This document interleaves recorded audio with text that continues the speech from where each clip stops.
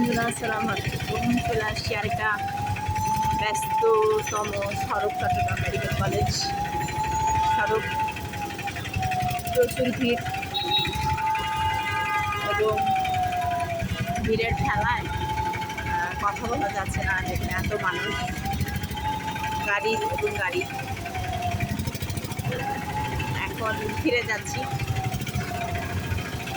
বাড়িতে ফিরেছি। Driving class শেষ করে বাড়ি ফিরছি।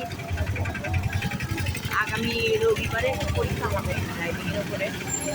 তো সবাই আমার জন্য দোয়া করবেন, আমি যদি সুন্দরভাবে পরীক্ষাটা দিয়ে উত্তীর্ণ হই।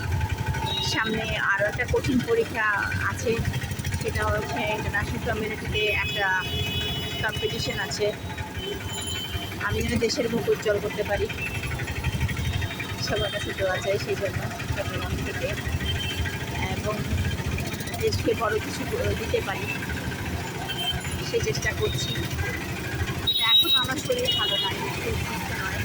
আমার সুস্থতার জন্য সবাই আমাকে দোয়া করবেন, কারণ দোয়ার থেকে বড় এখনকার জামানায়, এই জামানায় আর কিছু নেই।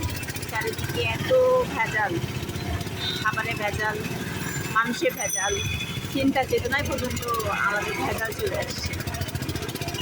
এত ভেজালের ভিতরে একমাত্র দোয়াই হচ্ছে সলিড। সবার কাছে দোয়া চাই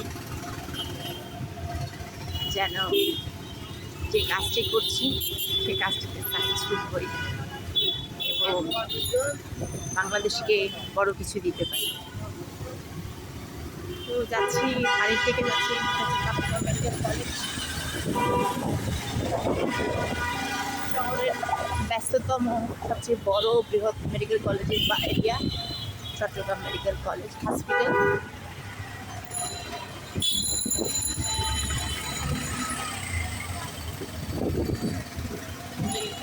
বাইরের অংশ থেকে দেখাচ্ছি।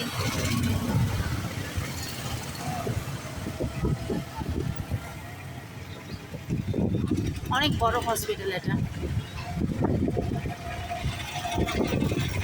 একটা ব্লাড ব্যাঙ্কও রয়েছে, রক্ত যারা চান দিতে পারবেন। তো যা বলছিলাম, দোয়ার থেকে বড় কিছু নেই, কারণ আমাদের এই বর্তমান সময়ে দোয়াই আর সবচেয়ে কাজে আসছে, অন্য কিছু না। সামনে চট্টগ্রাম মেডিকেল কলেজের গেট।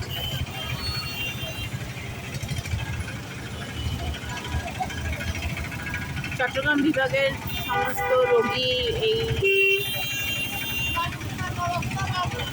এই মেডিকেল কলেজে আসে, চিকিৎসা নিতে আসে।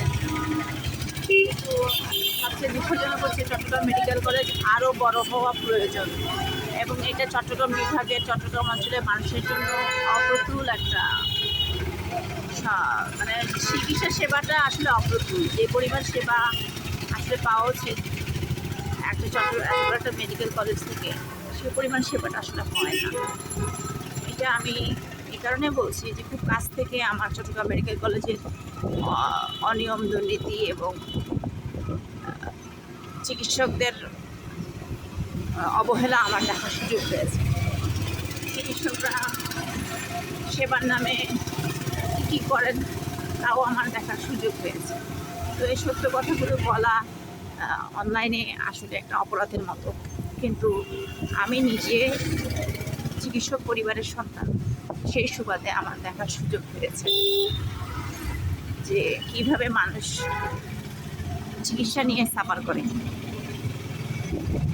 সরকারি হাসপাতালে বিনামূল্যে চিকিৎসা পাওয়ার কথা, কিন্তু সেই চিকিৎসা প্রতিষ্ঠানটিতে অনেক অনেক দুর্নীতি। তো যে জন্য বলছি যে দোয়ার চেয়ে বড় মেডিসিন আমাদের এখন এই সময়ে নাই। সবার কাছে এই জন্য দোয়া চাইছি। দোয়া চাইতে চাইতে আজকে আমি আমার এই ব্লগ, এই ভিডিও এখানে শেষ করছি। সবাই ভালো থাকবেন, পরস্পরের জন্য দোয়া করবেন, দেশের জন্য দোয়া করবেন, দেশের পরিস্থিতির জন্য দোয়া করবেন, আমার জন্য দোয়া করবেন, যেন বাংলাদেশের জন্য বড় কিছু করতে পারি। সবাই আমার জন্য, বাংলাদেশের জন্য সবাই দোয়া করবেন, কারণ এখন অনেক ভেজাল। ভালো থাকবেন সবাই।